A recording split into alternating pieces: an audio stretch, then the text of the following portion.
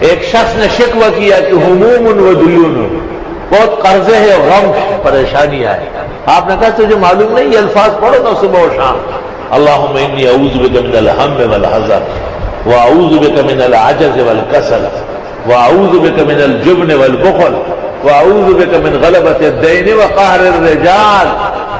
صبح و شام 10 مرتبہ پڑھو، زندگی بھر تمہارے پاس خزانوں کے آمد و رفت ہوگی انشاءاللہ، کبھی بھی تنگی کا منہ نہیں دیکھو۔